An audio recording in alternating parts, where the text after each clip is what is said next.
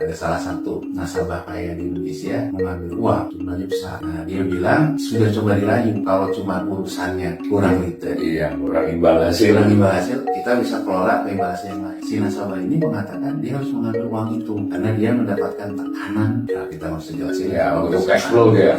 Dia butuh duit kan.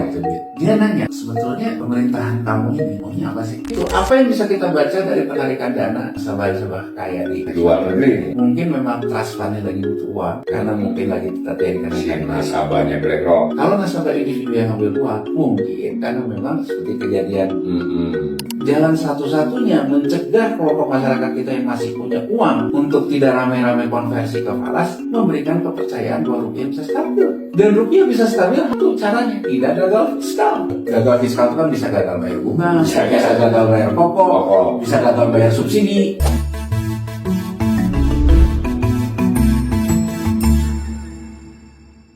Salam cerdas, ibu bapak, saudara-saudara yang saya hormati. Kembali berjumpa dengan saya di kanal Awali Rizki dalam sesi ngobrol ekonomi.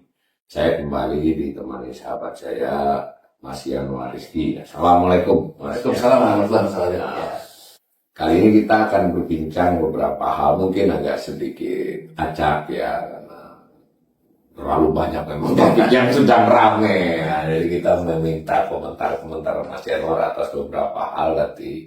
Cuma tetap kami ingin memelihara ciri khas kanal ini adalah kami bermaksud literasi. Literasi itu artinya kita mencoba menjelaskan duduk perkaranya, ya mungkin latar belakangnya, dan tentu tetap ada pendapat dari Mas Yanuar. Tapi saya selalu mengingatkan, bedakan antara kita menjelaskan dengan pendapat, ya. Yang penting pada waktu kami dan dalam hal itu pertama Mas Yanuar, ya informasi yang diberikan, narasi yang diberikan itu ada dasar informasinya. Belum tentu benar, tapi ada dasarnya. Dasar berpikirnya. Kemudian ketika berpendapat juga begitu. Nah, itu yang maksud dengan kanal literasi, baik itu dari Mas Yanuar maupun dari saya. Tidak ada kita punya persepsi bahwa kita ingin mengatakan pendapat kita yang benar atau yang akan terjadi. Alih-alih dari itulah, bahkan untuk beberapa yang bersifat proyeksi, prediksi, ya itu adalah kewajiban kami sebagai ekonom. Kalau dia proyeksi dan prediksi yang buruk, itu justru dengan maksud dicegah, bukan agar terjadi, gitu ya. Nah, ini saya kali ini agak jarang saya nanya yang sifatnya dari berita. Saya sudah ada baca dan kemarin saya kirim ke Mas Yanuar, ini judulnya itu investor rame-rame tarik dana BlackRock batasi pencairan HLEND, ya, HLEND. Nanti katanya beliau tidak hanya satu berita, bahkan yang berbahasa Inggris juga ada beritanya. Nah, itu saya teringatkan kita pernah berbincang ya tentang model BlackRock ini, yang salah satu hedge fund ini. Nah, kita mungkin perlu diulangi lagi, Mas. Sebetulnya BlackRock dan kawan-kawan ini makhluk apa sih dalam industri keuangan global ini? Ya, baik Mas Awalil. Jadi BlackRock itu sebetulnya kalau dalam struktur industri keuangannya disebut investment bankers. Jadi kan ada perbankan gitu ya, perbankan itu banking gitu ya. Nah, kalau mereka ini memang fokus di investment, makanya disebut dengan investment bankers ya. Nah, biasanya di investment bankers ini dia punya tangan sebagai private equity gitu ya. Private equity itu ya sebuah perusahaan yang spesialis untuk beli perusahaan, kemudian dirapihkan, dijual lagi gitu ya. Nah, itu salah satu fungsinya ada private equity. Nah, ada juga fungsi lainnya itu hedge fund. Hedge fund itu mengelola dana. Jadi mengelola dana ya memberikan return, tapi tidak terstruktur, unstructured product gitu. Jadi artinya unstructured product itu kalau di perbankan kan orang nyimpan uang, itu maksudnya itu ke dana pihak ketiga. Kalau di hedge fund ini nyimpan uang itu yang uang disimpan juga gitu ya. Nah, dia menabung kalau di bank, kalau di sini tuh dia membeli satu paket investasi. Kan kalau di perbankan kan ketika tabungan, berapa bunganya? Nanti kan di atas bunga depositonya berapa? Karena kan yang dianggap cost of capitalnya uang yang harus saya berikan kepada para penabung. Kalau di hedge fund ini, cost of capitalnya itu adalah uang yang disimpan oleh para orang yang menabung juga, sebetulnya orang yang menyimpan uangnya. Cuman dia unstructured product. Jadi unstructured product itu tidak mengacu, misalnya kan kalau suku bunga deposito mengacu ke suku bunga bank sentral. Kan jadi structured product gitu. Jadi ada penjaminan dan segala macam. Kalau ini unstructured product. Jadi unstructured product itu ya bisa kemana-mana sebetulnya. Nah, dalam konsep kayak di kita, di negara berkembang emerging market gitu, termasuk di regulasi pasar keuangan, pasar modal kita mengenal yang namanya pengelolaan dana ini yang structured product. Itu ada reksadana. Jadi structured product itu memang ditentukan dulu produknya. Misalnya saya mengelola reksadana, deposito berapa persen, deposito perbankan, obligasi pemerintah berapa persen, saham berapa persen. Saham pun saya di prospektus ada gitu, saham yang akan saya tempatkan tuh di mana. Jadi ada strukturnya. Tapi kalau hedge fund ini nggak ada strukturnya. Jadi intinya adalah betul-betul dalam prinsip kepercayaan. Jadi mas awal itu memang percaya bahwa saya bisa mengelola dana gitu. Nah, dana yang dikelola ini biasanya yang sifatnya itu orang sebut dengan wealth management. Nah, jadi seperti yang kata mas awal tadi, literasinya di mana gitu ya. Hedge fund ini gitu ya, hedge fund ini kan sebetulnya lahir di tahun 70.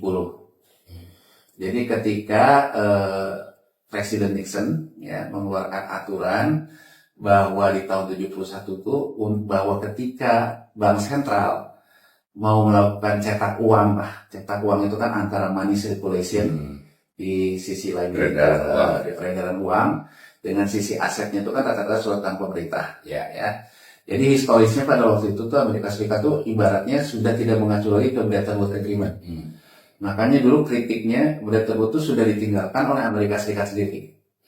Karena di Bretton Woods ketika Amerika Serikat itu menjadi ruling currency US dollar, karena hitungannya antara money circulation in the Fed dengan emasnya itu selalu 1:1 kurang lebih. Jadi uang itu selalu dijamin oleh emas. Nah dulu orang mengkritik di era-era tahun 50 sampai 70, 60 lah, 60 terutama yang paling ramai itu di 60-70. Di situ juga kan ada perang ideologi waktu itu ya tentang komunisme dan sebagainya lah gitu ya. Jadi suasananya seperti itu. Nah, orang mengkritik itu. Kok kayaknya Amerika Serikat ini semakin banyak mencetak uang, menerbitkan surat utang pemerintahnya, yang akhirnya si money circulation ini tidak imbang lagi dengan rasio emas. Nah, Presiden Nixon menegaskan itu bahwa memang di tahun 71 benar-benar keluar dari kesepakatan. Tapi sebelumnya sebenarnya sudah melanggar lah ya. Benar keluar dia tidak menjamin lagi terhadap yang namanya emas. Nah, di situ kemudian seperti kita juga bahas dari podcast kita beberapa episode sebelumnya, muncullah era petrodolar kan, yang menggantikan era emas ke era minyak. Nah, di sini muncul juga hedge fund soalnya. Itulah hedge fund itu muncul. Nah, kenapa hedge fund ini muncul? Jadi kalau dilihat dari sejarah pemikiran ekonominya, jadi pada waktu itulah sebetulnya muncul orang yang disebut dengan Milton Friedman. Jadi Milton Friedman itu mengatakan bahwa ekonomi Amerika Serikat ini terjebak di trapnya Keynes. Karena Keynes itu kan banyak diratifikasi oleh Franklin Delano Roosevelt, presiden yang menang pasca Great Depression. Dia kan mengirim surat terbuka ke Roosevelt gitu ya, dan ya kurang lebih banyak kebijakan reformasi struktural dilakukan Amerika Serikat, amandemen undang-undang The Fed, amandemen undang-undang pasar modalnya, sistem jaminan sosial terkait dana pengangguran, ya kan, peran negara yang dalam hal sebagai buffer sosial, itu kan Keynesian semua. Itu kan diratifikasi di era Roosevelt. Nah, kritik Milton Friedman, Amerika Serikat itu terjebak di situ. Karena menurut dia, ya sebetulnya mungkin untuk kekinian buat orang di Indonesia, seperti yang dikatakan oleh Purbaya lah. Purbaya kan di awal itu ngomong bahwa uang ini dicekek oleh Bank Indonesia. Nah, kurang lebih Friedman juga mengkritik bahwa kebijakan Keynes itu akhirnya mencekek likuiditas uang di sistem perbankan, bank yang tradisional yang soalnya. Nah, menurut dia, kan sebetulnya kenapa suku bunga itu harus naik gitu ya? Kan karena inflasi. Kalau Keynes kan mengatakan Kalau di depan kurva itu inflasi, maka suku bunga bank sentral harus naik agar orang itu menyimpan uangnya ke perbankan agar tidak spekulasi berlebihan sehingga ekonomi bisa dikendalikan. Menurut Friedman, alih-alih ingin mengendalikan ekonomi, yang ada biaya modal lama naik, kredit tidak terjadi. Yang tadinya ingin mencegah inflasi, malah menurut dia malah mengakibatkan ekonomi itu jadi persoalannya ada masalah dalam likuiditas. Nah, kemudian argumentasi lain dari Keynes, inflasi itu kan kompensasi masalahnya. Jadi misalnya gini, ketika seseorang itu menghadapi kenaikan inflasi, sekarang nih yang paling aktual. Yang paling aktual kalau sekarang harga minyak naik. Kan soalnya, harga minyak naik, inflasi naik. Ya. Maka ada pendekatan yang namanya cost of living adjustment. Upah harus naik. Upah harus naik sesuai dengan inflasi. Tapi upah tidak sedinamis itu kan soalnya. Lebih kaku lah. Lebih kaku dibandingkan harga. Lebih kaku. Nah, Keynes mengatakan bahwa kompensasi inflasi ketika seseorang itu ada biaya tambahan karena inflasi, maka cost of living adjustment-nya itu harus diberikan dalam bentuk bunga. Jadi bahasa gampangnya gini, kalau sekarang Mas Awalil kerja nih, gaji 100.000, mendadak ada inflasi katakan aja 5% nih, ya 5%. Nah 5%-nya ini akan Mas Awalil dapatkan dari bunga tabungan Mas Awalil. Meskipun gaji Mas Awalil tidak naik. Karena si upah lebih rigid untuk naik. Nah, Friedman mengkritik ini. Menurut Friedman, kalau ingin memberikan kompensasi inflasi, kan ada konsep wealth management. Ngapain juga? Inflasi itu seolah-olah diatur oleh negara, oleh suku bunga.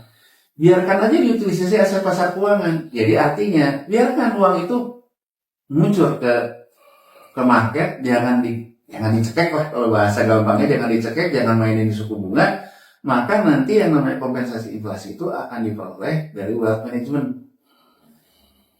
Keynesian kan udah ada, tapi pendukungnya Keynesian mengkritik konsep Friedman ini, loh, itu kalau dibiarkan kayak gitu, maka akan spekulasi berlebihan. Spekulasi berlebihan di pasar keuangannya. Karena orang menduga ke depan inflasi makin tinggi. Nah, kubu Friedman ini kan dikenal dengan kubu monetaris ya. Walaupun di kita kemudian dikenal dengan neolib lah ke bahasa gampangnya. Tapi kan asal muasalnya kalau dalam sejarah pemikiran ekonomi ini antara kubu monetaris Friedman dengan kubu Keynesian. Nah, dari kubu monetaris ini mengatakan bahwa loh, kan kita sama-sama jadi terlepas dari perbedaan cara mengatasi inflasi. Tapi Keynesian maupun monetaris sama-sama sepakat bahwa inflasi adalah penyakit ekonomi. Harus dikendalikan. Caranya yang beda. Cuman kalau yang ini jangka pendek harus dijaga uang itu ada di perbankan, sehingga perbankan tidak terjadi spekulasi berlebihan. Perbankan memberikan kompensasi dalam bentuk kenaikan bunga. Ditentang oleh Friedman. Kalau kenaikan suku bunga ini berarti sektorialnya naik dong. Alih-alih ingin mengatasi ekonomi, malah ekonomi menjadi lesu. Lebih baik kan tidak usah diatur kayak gini. Kompensasi inflasi ini akan didapatkan dari pasar keuangan. Nah, muncullah sekarang artinya sebetulnya spekulasi berlebihan itu menurut kaum monetaris tidak apa-apa karena itu bagian dari wealth management. Jadi artinya Mas Awalil, pemirsa kita, kalau sekarang menghadapi yang namanya inflasi, tidak perlu mengandalkan suku bunga, bisa melakukan kasarnya ikut ngegoreng saham lah. Jadi dari keuangan yang tidak langsung terkait dengan bunga perbankan. Nah itu menurut kubu monetaris tidak akan menghambat namanya cost of capital. Jadi sektorialnya tidak akan terganggu karena kompensasi jangka pendek untuk yang namanya inflasi diperoleh dari pasar keuangan. Nah ini masa yang kemudian muncul yang namanya hedge fund kan, artinya kan ada kebutuhan orang mendapatkan kompensasi dari pasar keuangan. Selama ini kan orang mendapatkan kompensasi dari perbankan, dari bunga saja. Dari bunga. Nah jadi kan karena sekarang ini diratifikasi, terutama juga dengan diambilnya oleh pemikiran Nixon gitu ya, 70-an gitu ya. Artinya setelah itu instrumen kompensasi inflasi tidak lagi menjadi monopoli dalam tanda petik dari perbankan. Tapi kemudian muncullah yang namanya non-banking institution. lembaga keuangan non-bank. lembaga keuangan Sudah ada sebelumnya, tapi ini jadi sangat vital ya. sangat vital. Nah, mereka ini kemudian dikenal sebagai investment bankers. Nah, jadi produknya itu ada armnya itu ada private equity, kalau dia kerjaannya ada yang hedge fund, pengelolaan fund segala macam. Nah, dalam perjalanannya yang dijual dalam wealth management ini, Maaf saya potong dulu. Jadi si hedge fund ini adalah bagian dari investment banking ya. ya, jadi investment banking itu kan kayak perbankan, Ya. intinya kan ada fungsi kredit, investment banking itu atasnya. Dia ada private equity, kemudian ada hedge fund gitu.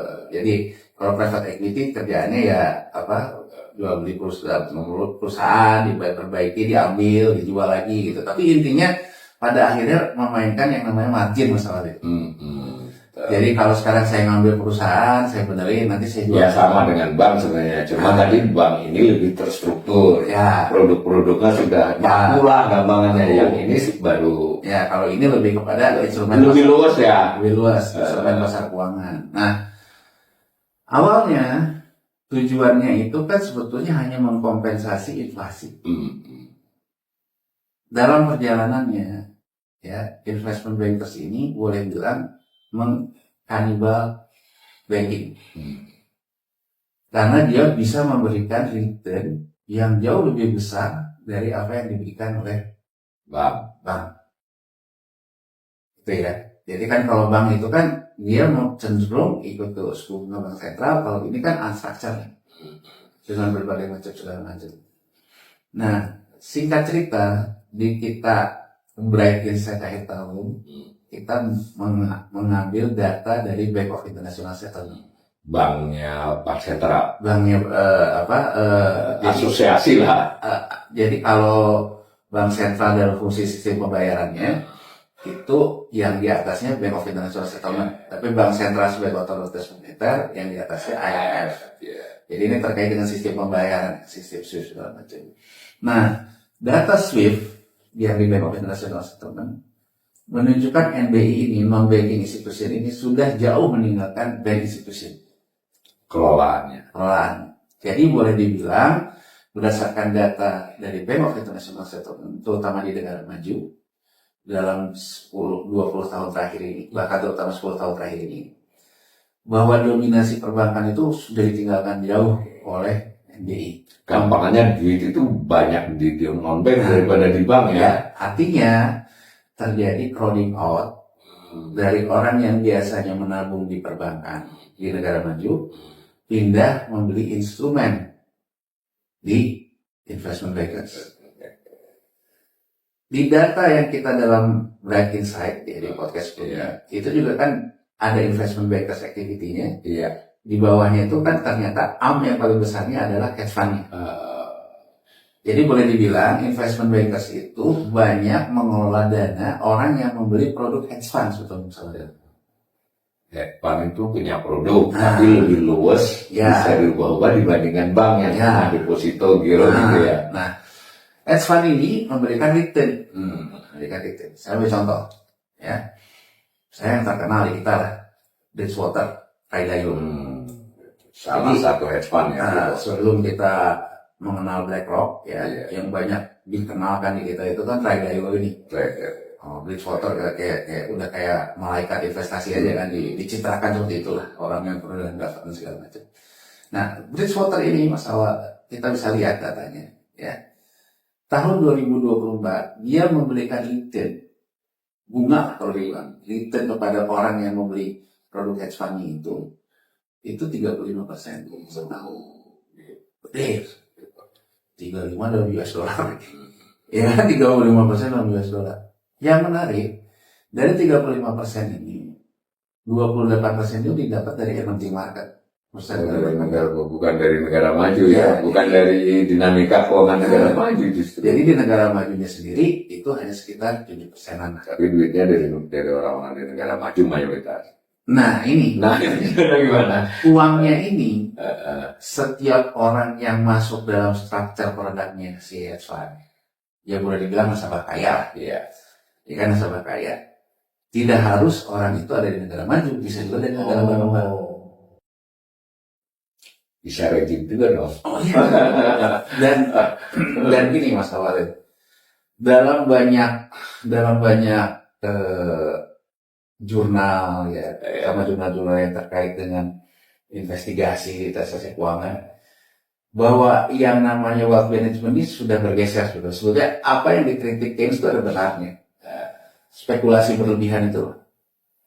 Jadi kalau kaum monetaris dan dari Friedman ini mengkritik Keynesian, alih-alih ingin memberikan kompensasi inflasi, malah membuat sektorialnya jadi mahal, membuat ekonominya dicekek, sistem perbankan nggak berjalan. Sebetulnya kritik yang sama juga berlaku pada kaum monetaris. Setelah berjalan Setelah 10-20 tahun, Iya. kan 70-an, ini kan sudah fenomena mulai 2000-an. Alih-alih ingin memberikan kompensasi inflasi, ternyata return yang Anda hasilkan jauh lebih tinggi dari inflasi.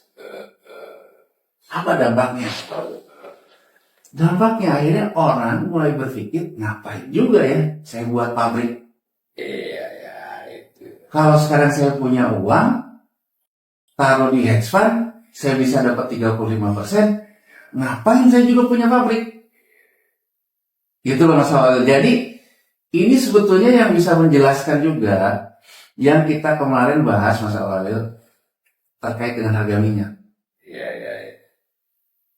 Saya menyitir apa yang dikatakan oleh Jeremy Powell dalam testimoni tahun 2019. Dia bilang, dulu waktu 70 sampai 77, begitu harga minyak naik, lapangan kerja di Amerika juga tumbuh drastis. Begitu harga minyak turun di 77 sampai 80, turun juga, PHK banyak terjadi juga.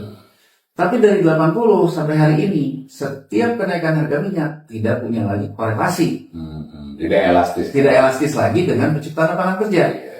Dia bilang, kita harus cari penyebabnya. Kalau menurut saya penyebabnya sudah tidak bisa baca. Karena akhirnya orang yang tadinya di sini Mas Awalil, kemudian dipecah, di PHK, mungkin terima golden second yang besar dari industri migas, kemudian dia tidak berniat bekerja lagi. Masukkan aja uangnya ke hedge fund gitu. Jadi sebetulnya ekonomi ini yang tadinya alih-alih supaya mengkompensasi inflasi, malah sebetulnya membunuh. Jadi wealth management ini kan dana kesejahteraan. Makanya ketika tahun lalu kita bicarain konsep SWF-nya dan antara, kan saya bilang, karena besarnya hedge fund ini menguasai dana kesejahteraan, muncullah pemikiran dari beberapa negara termasuk Norway, ya kalau gitu negara yang menjalankan fungsi hedge fund. Iya. Itulah SWF. Ya, supaya surplusnya nggak kemana-mana. Ya, termasuk juga bisa membagi untuk kesejahteraannya. Itu kan kayak di Norway segala macam. Tapi kan dan antara seperti kita bahas tahun lalu jauh dari itulah gitu ya. Nah, jadi dalam posisi kayak begitu, yang tadinya itu niatnya mengkompensasi inflasi, malah sebetulnya sama juga akhirnya membunuh sektorial. Kalau perbankan untuk mengkompensasi inflasi dengan menaikkan bunga membunuh sektorial dan sektorial tidak harus naikin biaya modalnya. Kalau ala monetaris ini masuk ke sini, returnnya terlalu besar, membuat orang semakin malas untuk investasi di sektor real. Investasi di sektor real gitu. Kalau nggak investasi di sektor real aja saya dapat gitu. Iya. Makanya Mas Walid, saya selalu mengkritik literasi kita tentang investasi, terutama terhadap Gen Z gitu ya. Misalnya mengidentikan antara saham dengan pakai terminologi perbankan, nabung saham. Itu kan terminologi perbankan karena masyarakat banking habit. Kedua, yang selalu digambarkan bahkan ya menurut saya Kementerian Keuangan sendiri kalau menjual surat utang negara yang detail, ya kan ke kelompok Gen Z, dia akan membandingkan, di deposito kamu cuma segini, kalau di ori kamu dapatnya segini. Dan kemudian muncul seolah-olah masa depan kita ditentukan oleh return of investasi yang namanya selisih, yang namanya yield, yang namanya orang kemana membandingkan tuh di deposito segini, reksadana saham segini. Dan saya Mas Awalil, saya dalam beberapa kesempatan gitu ya, saya pernah juga ngisi kuliah umum gitu ya di beberapa kampus yang ya isinya Gen Z gitu. Ketika saya menjelaskan struktural ini, ada yang bertanya kepada saya, sebenarnya saham yang akan digoreng apa Pak? Lalu Saya terus terang artinya dia main kan Iya, juga itu. ini masih anak-anak kuliah ya. Dan setelah selesai acara, saya banyak ngobrol gitu ya. Mereka ngomong gini, ya kalau bekerja itu untuk dapat uang, untuk jadi kaya, kan sebetulnya kalau sekarang saya juga ada layar berapa, saya juga bisa kreatif uang Pak. Menurut saya, ada yang perlu kita renungkan. Iya. Terutama pendidikan Fakultas Ekonomi dalam dekade-dekade terakhir. Saya rasa di era kita dulu kan, kita masih ketemu orang bahwa kamu itu nanti harus menciptakan lapangan kerja. Iya. Sekarang kan enggak. Teorinya kan kalau misalnya saya tahu, coba, saya ada satu mahasiswa, salah satu kampus, ini di PTN nih. Ya kan? Bisa saya sebut lah ya, di PTN. Dia bilang gini, saya dari 25 juta, saya sekarang udah bisa ngelola aset 12 M Pak. Saya yakin nih jago. Jago ngeliat kurva. Jago ngeliat kurvanya zaman segala macam. Nah, saya ingin mencontohkan apa yang pernah diceritakan ini anak saya. Iya. Inilah sebetulnya yang dikelola oleh hedge fund. Iya, tapi skalanya Skalanya gede. besar. Artinya 25 yang dia jadi modal awal 25 juta itu AUM pertama dia, aset under management dia. Dengan aset under management dia, dengan segala macam teori dia tentang akumulasi segala macam, sekarang aset under management dia 12 M. Ya, hanya beberapa tahun itu kan. Iya, Dia. jadi saya pikir ya dia tapi diuntungkan juga oleh momentum menurut saya, karena pada waktu itu kan memang terjadi proses QE, uang di pasar keuangan. Kalau sekarang mah dia mungkin agak sulit ya. Makanya kan dalam banyak komen podcast kita kan ada juga membandingkan juga dengan yang selalu membicarakan flexing begini-beginian kan gitu. Makanya saya sih kembali lagi literasi punya konteksnya sendiri-sendiri ya. Kalau memang intinya ingin literasi ke persoalan cari untung di situasi sulit ini, ya memang silahkan dengar. Ya, bukan di kanal kita. Di kanal kita ya silahkan. Tapi kalau kanal kita memang menjelaskan sebab masalah ini dan apa masalah ini kan gitu. Dan lebih kepada membuka dimensi yang lain. Nah jadi dari situ itu sebetulnya yang muncul akhirnya orang semakin malas kan. Nah yang menarik kan di Bank of International Settlement kemudian mengatakan bahwa dana kelolaan, jadi artinya dana pihak ketiga di perbankan negara maju sudah kalah jauh dengan dana kelolaan hedge fund. Dan bahkan hedge fund lebih lincah dari perbankan. Bisa banyak negara. Nah, saya bisa merubah produknya, macam-macamnya ya. Dari sini kita masuk ke berita yang Mas Awal katakan tadi. Kenapa BlackRock menjadi pusat cermatan? Ya, nah, BlackRock ini sekarang yang mengelola AUM terbesar, aset under management terbesar. Posisinya di Amerika. Di Amerika. Jadi yang besar itu sekarang BlackRock, Vanguard. Tuh. Jadi dia AUM-nya itu besar. Lebih besar dari Bridgewater ya. Ya, lebih besar. Jadi dan kemudian menurut saya kenapa BlackRock juga menjadi menarik? BlackRock ini adalah di samping dia ketemu Ray Dalio, Bridgewater. Sebetulnya dan antara itu dari awal itu approach ke BlackRock. Nah, jadi apa yang dimaksud kita tadi? Artinya sekarang BlackRock mengelola AUM besar. Sama dengan kita melihat neraca perbankan misalnya. Di sisi liabilities-nya ada dana pihak ketiga yang besar. Dana pihak ketiga yang besar ini mengakibatkan aset under management yang besar. Ada dia punya surat utang di mana lah, ada emas, ada segala macam. Nah sekarang yang punya dana ini sama halnya kayak di perbankan. Saya mau ngambil uangnya. Nah, kalau di perbankan, Mas Awalil, orang ngambil uang, kata Keynes, orang ngambil uang karena suku bunganya rendah di bawah inflasi. Sehingga orang akan mengambil uangnya. Makanya menurut Keynes, agar orang itu tidak mengambil uangnya, berikanlah kompensasi bunga. Itu dengan catatan bahwa ekonomi baik-baik saja. Artinya orang itu hanya persoalan kompensasi inflasi. tapi masih punya gaji Mas Walid. Iya. Sekarang apa yang terjadi seperti yang juga kita selalu jelaskan di sini dengan fenomena mantap makan tabungan. Persoalannya bukan karena saya tidak senang kepada kompensasi inflasinya, tapi memang saya sudah tidak punya gaji. Iya. Saya mengambil uang ini memang untuk hidup, makan tabungan. Makan tabungan, ya. Ya kan Mas Walid? Nah, apa yang orang cermati di berita tadi soal BlackRock, banyak investor-investor institusinya, jadi terutama public trust fund. Karena si hedge fund ini menerima dari individu gede, dari jadi hedge fund, institusi. Hedge fund ini kalau kita lihat nasabahnya, nasabah kelompok individu kaya. Ya. Kemudian yang berikutnya itu yang paling besar itu sebetulnya di hedge fund ini public trust fund. Jadi public trust fund itu dana jaminan sosial. Iya. Ya kalau di kita kayak BPJS gitu ya. Terus dana pensiun, asuransi segala macam. Jadi badan antara kayaknya mau naruh di.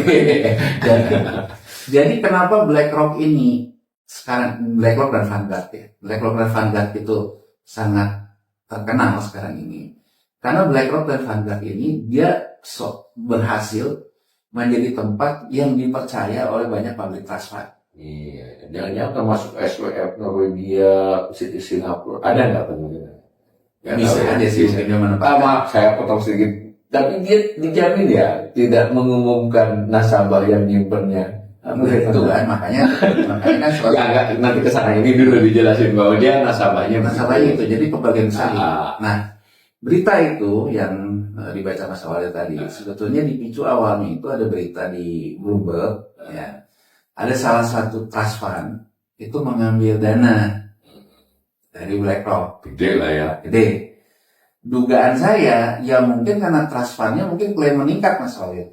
Klaim di tempat dia sendiri. Di tempat dia. Ini kan urut ya. Dia mengelola dana, menaruh tempat pengelolaan dana kan. Jadi itu. Misalnya saja, anggap saja katakan aja BPJS Ketenagakerjaan kita ya.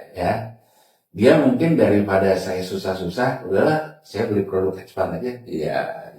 Tahu-tahu dia terjadi mismatch nih, insolvent nih. Iya. Antara klaim dan klaim tak terduga naik saya gini. Iya. Kalau ekonomi baik-baik saja, bisa terhitung lah. Ya. Nah, tahu-tahu terjadi kejutan saya PHK banyak. Banyak. Nah, sehingga akhirnya insolvent saya turun. Karena dana kelolaan saya memaksa saya harus mengambil dana simpanan saya. Makan modal lah. Nah, karena ada kebutuhan ini, kalau misalnya dia kelola sendiri, ya saya mungkin lepas sun. Nah, kalau si BPJS. Nah, ini mungkin public trust fund ini karena peningkatan klaim seperti ini, ya dia ngambil dong ke si BlackRock. Ini hipotesis ya, pemirsa kita nggak bisa menunjukkan angka. Nah, tapi awalnya itu di berita di Bloomberg nih, saya lupa nama, ada public trust fund yang ngambil. Nah, dari ngambil ini menurut saya dugaan pertama. Ya kan? Dugaan pertama, ya dia pasti terkait dengan kebutuhan klaimnya. Iya, kebutuhan cash flow dia. Karena gini, kalau dia mau realokasi portofolio, pasti kan si hedge fund-nya juga merealokasi portofolio kan. Misalnya saja, dia akan menganggap bahwa wah saya kayaknya lebih aman sekarang pegang emas deh daripada pegang produk hedge fund. Kan dia bisa mengalihkan di hedge fund itu juga ada produk ETF emas. Jadi memang yang dasar itu emas. Kan bisa tetap di situ tapi mengalihkan. Iya. Sekarang saya maunya emas gitu. Iya. Kan bisa gitu. Jadi masih di BlackRock tapi pindah instrumen. Jadi artinya menurut saya kalau cuma karena dia mau realokasi kalau cuma realokasi, bukan karena kesulitan cash flow. Dia uangnya akan tetap di situ dengan dia merealokasi portofolio. Jadi kemungkinan menurut saya karena peningkatan kebutuhan cash flow. Nah, kenapa kemudian muncul berita itu dia BlackRock itu mengatasi batas pengambilan atas salah satu jenis ya dia. Salah satu jenis produk dia. Jadi cuma boleh di 5% dia ambil kan. Nah, ya karena ini kan jadi menular kali. Iya. Nah, tapi yang bisa kita baca di situ artinya ekonomi dunia sedang tidak baik-baik saja. segede BlackRock aja harus buat kebijakan semacam itu kan. Artinya nasabah-nasabah besarnya BlackRock Iya.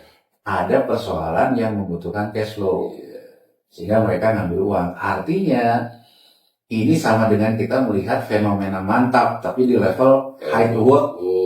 Jadi yang lebih nasabah-nasabah kaya, yang gede pun, saya ingin memberikan satu pandangan gini.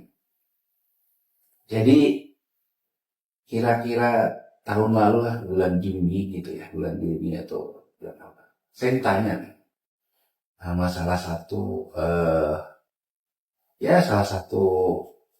hedge fund juga lah gitu ya, tapi apa yang ininya di Singapura, kebetulan teman saya lah gitu. Dia nanya gitu, dia ditanya sama yang di Amerikanya, karena dia bilang, kalau saya sebutin lah namanya, ada salah satu nasabah kaya di Indonesia mengambil uang, jumlahnya besar. Nah, dia bilang sudah coba dirayu, kalau cuma urusannya kurang gitu, kurang imbal hasil, kita bisa kelola ke imbal hasil yang lain. Tapi katanya si nasabah ini mengatakan dia harus mengambil uang itu karena dia mendapatkan tekanan terkait dengan kasus hukum. Ya, kita nggak usah jelasin ya untuk cash flow ya. Bisa juga tahu ya kan apa yang terjadi. Ya butuh duit. Nah, dia nanya ke saya gitu, sebetulnya pemerintahan kamu ini maunya apa sih? Karena waktu itu lagi heboh-heboh juga Patriot Bond. Jadi kan kurang lebih gini, Patriot Bond, ketika seorang pengusaha besar kita dipaksa untuk beli Patriot Bond, dia akan mengambil Mas Awalil simpenannya, dan simpanan sebesar itu mungkin adanya di hedge fund. Mungkin lu ya saya kita. Tapi saya memang pernah ada yang nanya ke saya gitu, jadi artinya bahwa bisa jadi bahwa hedge fund itu mengalami saingannya terkait dengan kebutuhan cash flow, ataupun terkait dengan kebutuhan-kebutuhan seperti ini. Nah, makanya kan seperti saya bahas, dalam konteks geopolitiknya, ya kan, memang betul hedge fund ini kan BlackRock aja aset under manajemennya mengalahkan APBN Amerika gitu, aset under manajemennya, ya kan. Jadi kalau dari GDP setengah saya lihat dari sepertiga dari GDP. Kalau dari APBN Amerika dia jauh lebih gede. Jadi bayangin dia gimana nggak mengatur menjadi ruling politiknya Amerika Serikat. Jadi seperti yang saya bahas, seperti yang saya bahas juga di sini. Makanya kenapa seolah-olah ingin merayu yang di belakangnya kan, karena dia punya dana alokasi kan. Jadi kalau dilihat dari sini gitu ya, wajar kalau ada pemikiran misalnya, oh ini karena saya itu ya dari rumput tetangga yang kita dengar ya. Ada pemikiran bahwa ini sebetulnya karena saya keras terhadap pengusaha-pengusaha, perintah maksudnya, keras terhadap pengusahanya, kemudian minta tolong nih sama asing. Makanya muncul kata istilah antek asing gitu kan Mas. Ya memang bisa, tapi pada akhirnya juga yang ini si hedge fund dia menekan kan, karena dia merasa bahwa kalau saya tidak biarkan kamu narik terus dana nasabah kaya dari negara kamu, yang repot saya kan. Apalagi ini bisa menular ke banyak negara. Nah, mulai dari cara berpikir seperti ini. Jadi kita tidak bisa pungkiri bahwa intervensi asing itu pasti muncul untuk kepentingan dia juga, menjaga tidak terjadi crowding out dananya kan.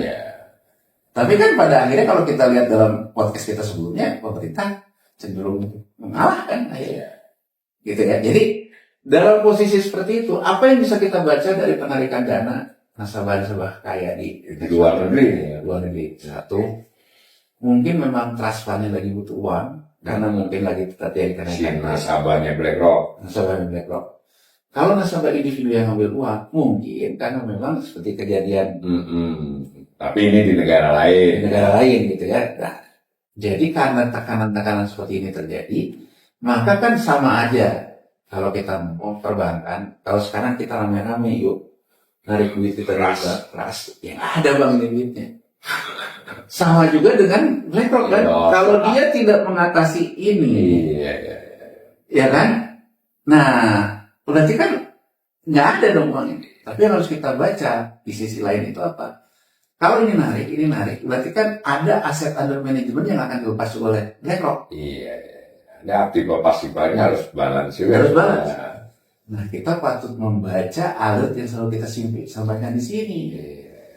Bahwa berdasarkan data Bank of International Settlement, tadi kan dana pihak ketiganya. Iya. Menurut Bank of International Settlement, dana pihak ketiga yang dikumpulkan oleh hedge fund yang lebih besar dari perbankan ini disalurkan kemana kan gitu kan? Nah, itu. Nah, data dari Bank of International Settlement kan ternyata di surat utang pemerintah yang banyak banget. Itu yang paling besar Paling besar. Sehingga kan sebetulnya ketika kita memberikan analisa terhadap datanya Bank of International Settlement, ada kemungkinan besar akan terjadi crash di pasar surat utang kan? Iya, karena dia harus mencairkan ya. Harus mencairkan. Untuk memenuhi permintaan mau ditarik tadi. Nah, artinya kalau dalam posisi kayak gini, apakah Amerika yang akan ditarik? Dalam sejarahnya Amerika memang nggak pernah di Amerika kan? Seperti yang saya katakan, sejarahnya juga Meksiko yang dibuat gagal. Nah, ini yang menurut jadi kita cermati. Jadi saya ingin mengatakan gini, kita mencoba merayu nih, katakan aja yang udah jelas. Dan antara sering ketemu ini kan BlackRock. Ya sebenarnya ada Vanguard juga sih, tapi lebih sering ketemu sama BlackRock.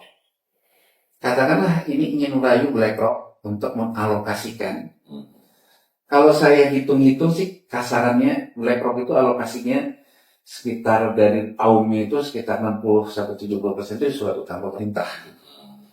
Dan kalau menurut saya itu BlackRock itu dari 60-70 itu 40-45-nya itu di surat utang pemerintah Amerika Serikat. Jadi lebih banyak menopang kebijakannya Amerika gitu ya. Sisanya di negara lain. Nah sekarang kan kalau kita mengatakan merayu BlackRock untuk mengalokasikan dananya untuk membeli di surat utang pemerintah, sama kita diskusikan. Pemerintah melebarin defisit, oke. Tapi uangnya dari mana? Ya kan? Dalam literasi yang diberikan oleh Mas Awalil menunjukkan bahwa bid rasionya cuma 1,1. Di bawah rata-rata 2,4. Itu artinya demand side terhadap penyerapan surat utang kita tuh sudah lemah. Iya kan? Kita membutuhkan BlackRock gitu kan. Standing buyer. Sebagai standing buyer. Kita sekarang kembali kepada rasionalitas dalam literasi tadi. Iya. BlackRock-nya sendiri sekarang dalam sedang jual-jual surat utang. Iya, karena dia juga ada orang-orang yang ngambil duit kan dari dia kan. Karena dia mengelola sekian banyak negara. Iya, jadi kembali ke rasionalitas. Menurut saya, apakah rasionalitas kita ada melebarkan defisit? Ada standing buyer-nya. Lah standing buyer-nya sekarang lagi mengatur portofolio dia. Mengatur portofolio dia sendiri, mengatur orang jangan ngambil uang. Bagaimana dia juga mesti mikirin ngalokasiin ke kita? Ya rasional aja kan? Rasional kita berdua. Nanti kalau dia tetap pegang surat utang, dia milih-milih ya. Milih-milih yang risikonya paling rendah dan seterusnya. Jadi begitu nggak? Paling tidak, dia akan memilih yang memberikan return yang lebih besar. Ya, coba, berarti tambah mahal dong. Nih, ya, saya memberikan perspektif.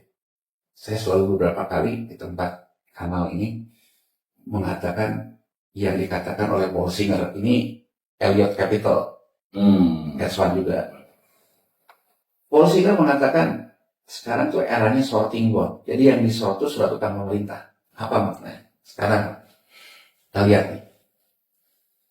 Surat utang pemerintah SBN kita dicekek nih. Kalau bahasa pakai cekek-cekek kayak bahasa dari keuangan kita bahasa muda jadi cekek nih. SBN kita ini kan di hold di neracanya BI, di hold di BPJS Ketenagakerjaan. Sehingga walaupun terjadi gejolak segala macam, pemerintah itu bisa menahan harganya tetap di 100. Ya, BI punya 22%, BPJS sekitar 5%, belum lagi Bank Himbara. Ya, Bank Himbara. Jadi sepertiga dikuasai lah. Ya, lebih dari sepertiga. Jadi harga itu bisa tetap di 105. Makanya kan yang terjadi untuk saya ngerjain nilai tukar rupiahnya pakai saham, makanya sahamnya yang gila-gilaan naik turunnya karena di surat utang lebih rigid ya. Lebih rigid karena di hold oleh yang pegang banyak. Jadi orang selalu bilang nggak usah khawatir tentang surat utang kita karena domestik yang banyak pakai. Betul. Iya. Artinya dari sisi stabilitas harga, stabilitas yield, betul itu. Nggak bisa kita bantah. Tapi kalau sekarang juga kita masih membutuhkan surat utang baru, kita kan Iya. butuh pembeli lain kan? Iya, ini nggak kuat ini. Ini pertumbuhannya organik aja. Nah, sekarang kasarnya kita ngomong revolving nih, ya, yang 830, yang udah diatasi oleh BI 174. Anggap aja saya jadi expand deh. Ya udah deh, Saya mau. ya, saya beli ya, ya kan. Tapi dia bilang, saya jual dulu ya, yang jatuh temponya. Ya kan? Atau gini deh, gampangannya supaya gampang menganalisanya. Kan pemerintah ingin melakukan revolving. Mengganti surat utang lama dengan surat utang baru. Ya. Saya ambil nih, yang sisa ada di pasar 30%, 70% anggap aja di domestik. Saya beli. Saya masih punya di harga sekarang 105. Saya kemudian akan bilang dengan revolving ini. Revolving kemudian nanti muncul downgrade lah, muncul segala macam. Ini naik nih volume di sini. Karena revolving itu jadi diambil oleh saya kan. Diambil oleh saya mengendalikan harga nih. Dari sini turun ke bawah. Berarti kan saya nge-short di sini. Nge-short ya istilahnya. Iya, nge-short di sini sampai betul-betul nanti ke bawah. Udah habis. Saya kan beli. Apa yang dimaksud dengan wealth management? Spread-nya. Saya akan memberikan spread kepada investor saya. Saya jualnya di 105. Saya belinya di 70. Maka spread saya 35. Jauh banget ya. Jadi, dengan skema berpikir seperti ini, apakah yang namanya hedge fund akan menjamin tidak akan crash di surat utang kita? Atau dia karena dia pegang, dia menciptakan crash? Karena marginnya jadi gede banget. Kalau sekarang saya nge-swap di harga yang sekarang 105, kalau misalnya ini crash ke 70, siapa bilang saya rugi? Saya untung gitu. Ini yang dibuat oleh Elliott Management, yang dibuat Argentina gagal di 2016. Karena dia short, begitu dia ambil di sini di atas harga atas, dia tahu bahwa surat utangnya bakal jatuh, tahu dan mengakibatkan itu kan dua hal berbeda masalahnya. Iya kan? Tahu dan itu kan. Di sini kuncinya apa? Begitu kita sekarang memerlukan relaksasi karena kita membutuhkan surat utang baru, akhirnya kita membutuhkan asing lagi, gede lagi kan asingnya. Dia mengendalikan permainan lagi kan? Begitu dia mengendalikan permainan, harganya tetap ke bawah. Ini yang disebut dengan shorting bond kan? Belum keuntungan di nilai tukarnya. Ini yang bisa kita baca dari yang dikatakan oleh S&P. S&P kan mengatakan kalau dalam DSR itu yang pembayaran bunganya, yang khusus DSR bunga, DSR bunga di atas 15%, maka Indonesia akan di-downgrade. Artinya, begitu yang saya bilang di short di sini, begitu turun ke bawah, yieldnya naik. Iya. Kemampuan membayar bunga kita diragukan. Bunga loh ini. Karena revolving sudah terpecahkan. Mungkin dari sisi itunya terpecahkan gitu. Dari sisi utang jatuh temponya, tapi bunganya. Saya ingin membaca ini secara literasi. Sebagai bangsa harus punya satu kesatuan pendapat. Bukan pendapat sih, pendapat kan seperti kata Mas Awal beda-beda. Tapi kesatuan pandangan. Artinya seperti S&P, dia juga menghitung kalau Indonesia ini pada akhirnya akan dapat lagi porsi asing. Tapi kalau itu menaikkan DSR bunganya, tetap akan saya downgrade. Artinya solusi kita mencari standing buyer bukan solusi. Iya, malah bisa menambah persoalan lebih berat. Saya ingin mengatakan gini loh Mas Awalil. Kita nyari standing buyer untuk mengatasi gagal fiskal. Tapi tetap aja kalaupun kita dapat, dikunci. Tapi kalau bunganya naik, kamu tetap downgrade loh. Ya ini kan artinya yang disebut dengan tersandra itu ini kan. Sama dengan kayak gini loh. Awalnya biasa yang gagal, kasih pinjam dong, kita nggak usah pakai rumit-rumit dulu deh. Oh boleh aja ya yang lama saya tutup ya, tapi sekarang bunganya naik ya. Kurang lebih begitu ya. Kurang lebih begitu. Kemudian pas awalnya ngomong ke bank tempat saya, yang luar tuh sekarang bayar bunga aja saya aja yang tadinya cuma 5%, sekarang jadi 8%. Ada nggak duitnya? Padahal pas awalnya dia mau pernah ngomong buat saya. Tapi pas awalnya juga ngomong ke bank tempat saya nyimpan uang. Pas awalnya ngomong, Januari itu utangnya sama saya bener sih udah selesai, tapi saya roll over. Sekarang bunganya berubah jadi 8%. Ya Beban dia lebih berat. bebannya lebih berat, ya pasti dihitung kan? Iya. Kurang lebih gitu loh masalahnya. Kurang lebih itu situasi yang Ya, kita. jadi buah si malakama. Jadinya kan kalau kita tidak revolving, kita gagal bayar di pokok. Kalau kita revolving, kemungkinan besar risikonya kita harus bayar bunga yang lebih tinggi. Sementara penghasilan kita tadi presentasinya terhadap bunga itu terlalu tinggi sudah ya. Dan SNB mengatakan kalau itu yang terjadi, meskipun kita mengatasi serapannya, tapi kalau bunganya naik tetap di downgrade. Iya, di downgrade. Berarti akan lebih tinggi lagi dong di depan setelah di downgrade. Jadi kemungkinannya. kalau kita baca dengan tenang, oh kita kayak memang ingin diciptakan kondisi gagal. Gagal. Pertama ketergantungan dulu, kemudian setelah ketergantungan bisa kita berisiko gagal atau memang digagalkan. Jadi menurut saya, daripada kita ngomong misalnya katakan aja, wah lembaga-lembaga ini nggak bisa ngitung, masih kalah ngitungnya sama saya, kan Menteri Keuangan ngomong. Saya mengatakan kita lebih baik jujur. Angka kita memang jelek. Jadi lembaga ini menghitung angka yang jelek. Tapi yang harus kita baca, kalaupun angka jelek ini kita perbaiki dengan meminta tolong ke hedge fund, dari baca berita yang Mas Awal katakan tadi, hedge fund juga ternyata sekarang lagi mengalami masalah banyak orang narik dana. Berarti kalaupun dia mengalokasikan, ada kecenderungan minta imbalan yang jauh lebih gede.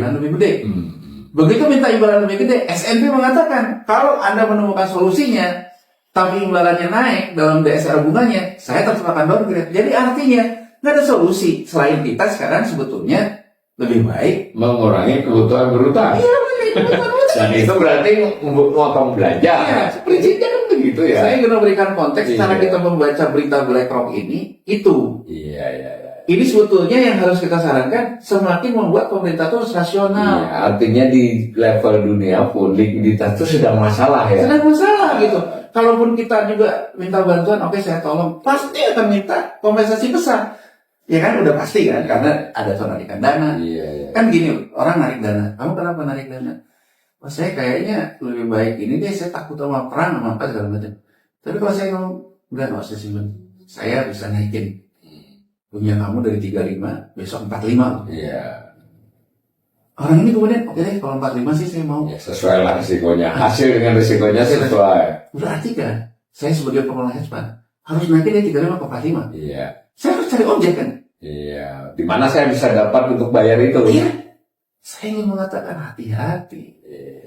Kita berhadapan dengan institusi yang sekarang juga kebutuhan wealth managementnya meningkat. Karena nasabahnya juga menuntut yang lebih tinggi. Dan karena dia instrumennya unstructured, dia punya banyak opsi, punya banyak permainan ya dibandingkan bank. Dan dalam hal pertarungan isu, menurut saya kita kalau gini loh. Saya ingin memberikan literasi yang berimbang. Sebagai otoritas fiskal, tidak ada yang salah dengan cara Menteri Keuangan berbayar. Sama juga dengan Trump, bluffing, semua orang di bluffing. Tapi bedanya permainan isu Trump dengan permainan isu kita gimana? Trump, begitu dia misalnya katakan memainkan isu perang, harga minyak naik, ya kan? Semalam dia pidato, kayaknya perang ini udah mendekati akhirnya. Turun lagi itu ke 85. Coba bagaimana ceritanya? Ketika saya ngeluarin pendapat perang, langsung naik ke atas 100 US dollar, bahkan orang udah takut ke 120. Begitu saya pidato, yang lain turun lagi. Berarti kan ada yang pegang surat berharga beredar dalam komoditas minyak yang beredar, posisi short di pasar komoditasnya, orang yang juga memegang isu ini kan. Sekarang Menteri Purbaya saya suntikan likuiditas 200, terus bingung sendiri. Jadi maksud saya, jadi bandar itu satu harus punya isu, kedua harus bisa menggerakkan pasar seolah-olah isu saya ini memang benar. Nah, saya ingin mengatakan, kalau sekarang kita bertarung isu, tapi kita tidak bisa menggerakkan pasar, sumber daya kita kurang untuk menggerakkan pasar. Ya, kalau kita tidak bisa kayak gini, kan lebih baik kita tidak usah bermain di lapangan yang sama. Iya dong. Jadi mohon maaf nih, mohon maaf dengan seluruh. Saya paham bahwa yang namanya pemerintah harus membangun optimisme segala macam, bangun sentimen positif. Tapi kalau Anda ngomong, tapi market tidak follow keomongan Anda akan makin dimakan sama market. Iya, itu yang masalah. Jadi kan lebih baik tidak usah. Sekurang-kurangnya nggak usah ngomong berlebihan lah. Nggak usah gitu, lebih baik kita ngurusin yang lain gitu. Jadi coba sekarang kan kayak mengatakan saya akan berarti ini kurang pemahami, ini kan bukan soal lobby, memang angka itu buruk. Iya. Masalah kita dimanfaatkan keburukan itu soal lain, tapi kita memang buruk. Jadi saya ingin mengatakan seperti itu, dan untuk masyarakat kebanyakan apa sih? Tadi kan kita ngomong soal negara ya, jadi artinya sinyal banyak nasabah ngambil uang dari BlackRock ini, sinyal bahwa likuiditas yang berat di dunia, di global. Likuiditas yang memberikan return besar aja orang mau ngambil. Kalau itu fenomenanya karena makan tabungan, ya mungkin karena memang klaim lagi naik ya, karena kondisi ekonomi realnya lagi berat. Nah, kemudian ya bisa jadi juga memang permainan dari nasabah kaya. Iya. Artinya saya tarik aja deh. Kenapa narik? Ngancam lah. Ngancam. Saya nggak apa-apa deh nggak narik, tapi dinaikin deh. Iya, bisa itu juga ya. Belum tentu juga ya. Kalau sekarang dinaikin, berarti kan harus cari objek yang bisa naikin itu. Ya, buat hebat. Makanya saya mencermati. Lihat sepenggal demi sepenggal apa yang dikatakan oleh rating. Iya. S&P udah jelas mengatakan kalau DSR bunganya naik, tetap akan di-downgrade. Dan berdasarkan hitungan Bragg, naik itu Jadi kita gampang aja. Defisit bisa dinaikkan. Ya kan? Tutup utang. Akhirnya bisa diambil misalnya katakanlah karena BlackRock sama Vanguard. Tapi BlackRock sama Vanguard bilang misalnya, iya oke, saya ambil deh. Tapi bunganya nggak segitu dong. Naik. Anggap aja dia maunya ngambil di pasar sekunder. Di pasar sekunder, saya nggak mau. Yieldnya saya pengen, berarti kan harga diturunin dulu. Ya, naik harganya turun. Iya, harganya turun dulu, harga yieldnya naik kan, gitu kan. Nah, dalam posisi kayak gini kan naik nih. Berarti kan kalau kita baca apa yang dikatakan oleh S&P, kalaupun Anda bisa berhasil mengatasi persoalan defisitnya, tapi kalau itu mengakibatkan naiknya bunga, saya tetap downgrade kamu. Iya, jadi yang ditaruh di APBN 600 triliun 599 itu bisa jadi 650, 700. Iya. Sementara pendapatannya tidak tercapai, berarti presentasinya makin naik kan. Jadi dengan kata lain, kalau kita baca ini mah nolong, tapi juga sebetulnya nyandera. Disandra lah. Jadi jangan-jangan dia melakukan kepada banyak negara seperti itu. Iyalah, kan kembali kalau kita kepada yang dikatakan Bung Karno kan, yang namanya imperialisme itu kan ketika negara ketiga dipaksa membiayai krisis negara barat. Iya, dia untuk membackup Amerika dalam konteks hitungan ini ya. Iya, tapi saya ingin mengatakan clear juga. Yang dia katakan juga ada dasarnya, bukan semata-mata pengen ngancurin sebuah negara jadi kayak dulu Soros. Ya memang ada dasarnya, memang fiskal kita buruk gitu. Daya tahan kita kurang. Jadi karena ada dasarnya, dia kemudian membuat ini terus jadi isu, dasarnya ada. Jadi kalau buat negara yang menurut saya kembali kepada nasionalitas, ada pilihan lain. Sebetulnya kita harus disiplin di belanja, mengurangi kebutuhan berutang. Ya, jadi banyak lah ya orang di luar ngomong kalau mau tidak downgrade, ya kan, maka stop MBG, stop segala macam. menurut saya straight to the point-nya kan itu Mas. Iya. Tapi rasanya sesuai dengan spirit kita karena literasi. Kita menceritakan apa panjang lebar yang mungkin udah 40 menit ini. Kita yang memberikan literasi. Rasionalitasnya kenapa pemerintah itu harus fokus kepada belanja yang efisien dan efektif. Rasionalitas itu ini. Iya. Jadi saya ingin memberikan game teorinya. Kepentingan expand itu kalau menolong kita apa? Return. Ya kan, returnnya meningkat. Lembaga rating yang sebagai jadi kriterianya dia udah melihat kalau bunganya naik, kamu tetap akan saya downgrade. Artinya melebarkan defisit itu Bukan pilihan. malah mengakibatkan kita masuk ke dalam jebakan offside. Jadi dengan bahasa yang seperti ini baru kita mengatakan sebaiknya pemerintah konsentrasi dulu agar tidak terjadi gagal fiskal. Konsentrasi dulu terhadap belanja-belanja yang utama, subsidi dan sebagainya. Yang lain-lain ini nanti dulu lah. Jadi ya konteksnya sama mungkin. Kita mengatakan stop RBG, stop KDRT, tapi kita ingin memberikan alasannya. Alasan literasinya. Nah, kedua sekarang untuk masyarakat kebanyakan. Dengan berita yang dibacakan di awal oleh Mas Awalnya tadi, artinya apa? Volatilitas itu akan meningkat. Jadi kalau misalnya sekarang bandar gedenya sendiri lagi menghadapi orang narik dana, dia akan meningkatkan volatilitas, maka volatilitas meningkat.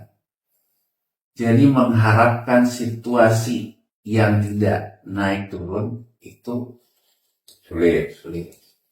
Kita akan menghadapi volatilitas di nilai tukar, di macam-macam lah ya. Jadi misalnya sekarang harga Minyak juga. Saya tidak ingin mengklaim bahwa apa yang kita utarakan sebelumnya itu terbukti hari ini. Tapi saya ingin mengatakan, ternyata basisnya dari testimoni Jeremy Powell itu masih valid loh. Bahwa kalau di atas 70, konsumen hilir di energi Amerika Serikat sendiri nggak kuat. Jadi bukan hanya kita yang susah ya. Ya, Amerika juga. Kedua, tapi Trump juga kan berhadapan dengan yang namanya surplus migas Amerika Serikat yang turun akibat kebijakan harga energi rendah ini. Kita udah mengutarakan kemarin, di outlook banyak industri migas di Amerika Serikat, dia mengharapkan harga itu di 100 sampai 110. Coba kita lihat game-nya Trump. Teman-temannya di migas, dia berikan ruangnya, tapi bukan lewat kenaikan permanen harga minyak, seolah gitu. Nih, gua kasih umpannya nih, pakai perang sehingga harga tuh bisa naik ke atas. Tapi kalau terus-terusan di atas, ini yang repot nih warga negara Amerika Serikat sendiri. Dia kemudian ngeluarin statement lagi kan, harga turun lagi ke 80. Jadi artinya apa yang dia jaga? Moving average kan? Moving average. Jadi kurang lebih dia mengarahkan industri migas itu ya udah sekarang kamu cari duitnya dari main-main di bursa komoditasnya. Bursa komoditasnya. Nah, jadi cari selisih lah. Kemarin harga 120 kamu jual, kamu beli lagi di 88 gitu kan, selisihnya bukan di transaksi realnya. Jadi akhirnya dia mengentertain dua-duanya. Canggih juga ya. Oh iya, karena dia bandar Mas Walid ya. Bisa kita tahu teorinya tapi kalau bukan bandar, kalau bukan bandar kan susah gitu ya. Jadi artinya kan ini kan di entertain semuanya gitu. Akhirnya kan moving average-nya kan tetap, makanya Purbaya juga bilang gitu. Kan kita melihatnya harga rata-rata setahun. Iya. Tapi sebetulnya kita diuntungkan juga oleh sebetulnya situasi Amerika Serikat sendiri. Bukan karena kita nyimpen lah. Tapi dia dengan main-main 88 besok pakai isu apa lagi, naik lagi. Kan dia mengelola ini kan. Ini dampaknya ke nilai tukar kita luar biasa. Mungkin kalau minyak paling rata-rata bisa 80 ya, mungkin ya. Menurut saya sih kayaknya kalau lihat kejadian dalam seminggu ini, dia intinya gini, naik ke atas, turun ke bawah. Jadi dia tetap menjaga sebetulnya moving average-nya itu tetap bisa dibeli lah oleh konsumen hilirnya. Anggap aja 80. Anggap aja 80, 88-nya anggap 9. Tapi bisa 100, nanti turun lagi gitu. Jadi, nah cuman kan itu akan berdampak kepada volatilitas yang lebar. Volatilitas yang lebar mengakibatkan rupiah kita normal. Jadi susah untuk dipungkiri bahwa natural hedging terhadap rupiah kita buat orang yang punya uang ya di US dollar dan di emas kan. Iya, iya. Buat masyarakat biasa lah ya. Saya ingin mengatakan misalnya banyak teman-teman kita yang ngomong dolar 20.000, dolar 22.000. Ya menurut hemat saya dari penjelasan ini dengan volatilitas meningkat, ya memang posisi kita dua itu, natural hedging di emas dan rupiah. Tapi saya ingin mengatakan ini hanya akan bisa sampai ke angka yang 20.000, 22.000 kalau memang kita sudah gagal fiskal. Kalau enggak ya tetap 17 ribuan. Ya BI masih bisa. Ya, bisa intervensi. Jadi menurut saya sebetulnya daripada ngomong kenapa rupiah melemah karena banyak ekonomi yang pesimis, yang akhirnya kok kita kayak ngajak berantem satu sama lain. Iya. Menurut saya Presiden dan Menteri Keuangan sebaiknya melihat akar masalahnya di mana. Iya. Akar masalahnya adalah karena natural hedging terhadap rupiah sudah ke US dollar dan ke emas. Jalan satu-satunya mencegah kelompok masyarakat kita yang masih punya uang untuk tidak rame-rame konversi ke falas, memberikan kepercayaan bahwa rupiah bisa stabil. Dan rupiah bisa stabil hanya satu caranya, tidak gagal fiskal. Tidak gagal bayar bunga utang. Ya, gagal fiskal itu kan bisa gagal bayar bunga, bisa gagal bayar pokok, bisa gagal bayar subsidi. Iya, benar. Kalau kita ingat 98, kegagalannya kan ketika Orde Baru tidak bisa menambah subsidi BBM. Kegagalannya ketika Orde Baru tidak bisa membayar sembako. Iya. Ini kan bisa terjadi juga gagal fiskalnya tidak bisa membayar MBG misalnya. Ya. Ngamuk yang punya MBG-nya kan gagal fiskal juga. Ya, benar. Ya kan? Gitu. KDMP ya kan dijanjikan berapa ternyata berapa gitu. Gagal fiskal juga. Subsidi misalnya. Raskin nggak bisa dikasih, gagal fiskal juga. Jadi gagal fiskal itu kan bisa gagal bayar bunga, gagal bayar hutang, gagal bayar subsidi, gagal bayar transfer keuangan daerah. Itu yang harus diusahakan untuk tidak terjadi. Tidak terjadi. Makanya menurut saya apa dulu yang mandatori kita prioritaskan. Sehingga akhirnya termasuk revolving kan mandatori juga nih. Iya, wajib kan. Ini yang kita deretin. Ya harusnya secara berpikir begitu MBG gimana pun bukan wajib. Iya, mestinya. Bukan wajib. Paling nggak bisa di hold lah. Bisa di hold. Ditunda. Nah, jadi menurut saya kalau sekarang pemerintah tidak menginginkan masyarakatnya juga kemudian lebih ikut ekonom yang memprovokasi kata Menteri Keuangan. Menteri Keuangan dan Presiden harus memberikan sinyal ke masyarakat rupiah stabil. Dan satu-satunya jalan rupiah stabil menurut saya pemerintah tidak gagal fiskal. Jadi kalau berharap ke masyarakat yang masih punya uang untuk patriotik, rasanya Pak Presiden berlebihan. Mereka harus menyelamatkan dirinya sendiri. Jadi karena dia jahat. Jadi dari berita itu sebetulnya mengindikasikan bahwa sebetulnya dunia ini sekarang lagi rebutan likuiditas, volatilitas meningkat. Dari sisi negara tadi kita sudah bilang, negara ini harus antisipasi, jangan gagal fiskal. Dari sisi masyarakat betul bahwa natural hedging kita US dollar dan emas. Tapi kan kalau sekarang pemerintah tidak menginginkan masyarakat kita juga bagian yang melemahkan rupiah, ya pemerintah harus segera memberikan sinyal untuk mereka percaya kepada rupiah. Satu-satunya percaya kepada rupiah tidak akan bergerak lebih jauh misalnya dari 17.600 katakan aja. Itu hanya bisa tercapai kalau gagal fiskal dicegah pemerintah.